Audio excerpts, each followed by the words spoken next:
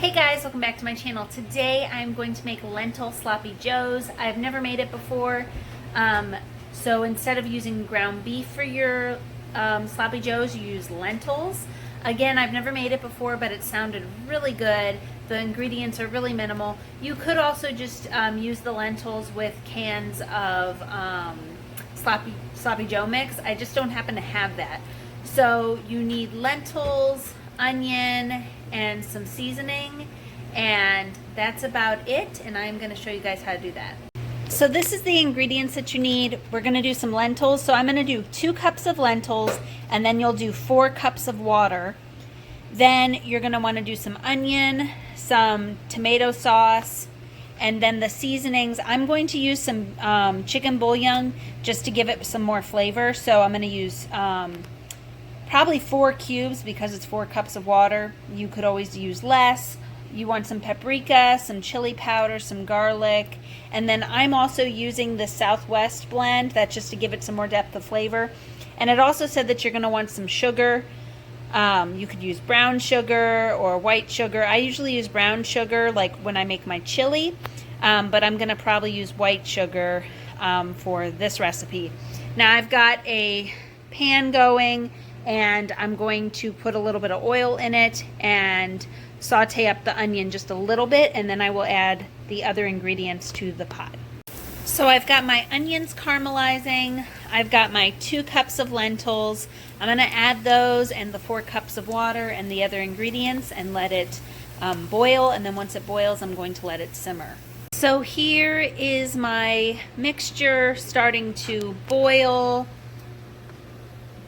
Another thing you can use instead of pasta sauce is you could use a can of tomato soup. I've made my own sloppy joes mix before, and I didn't have tomato sauce, and canned tomato soup did a really great job with flavor as well. To go with my sloppy joes, instead of using like bread like you would normally, like a bun, because I don't have that, I'm going to make my cornbread. I have a video on my channel of how I make my cornbread, my southern cornbread. In that video I show you guys how to do it and make it crispy without a cast iron, but I'm actually going to be using my cast iron this time around. But if you're interested in my cornbread recipe, then head over to that video and check it out. So my lentils have been cooking for about 15 minutes or so. There's still a good bit of liquid, so I'm letting them do a rolling boil. And I just put my cornbread in, so they should be done about the same time. I know a lot of people say that lentils should only take 20 minutes, but whenever I make lentils, they seem to need a lot longer than that.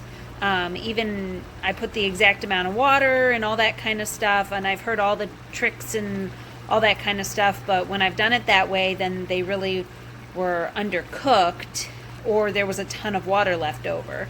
So I didn't grow up eating lentils, so I'm still learning as I go, but this is how I do it, and they always turn out great when I've made lentils other ways. So the aroma is really good. I haven't tested it yet. I'm going to test the sauce and see how it's coming along, if I need to add anything.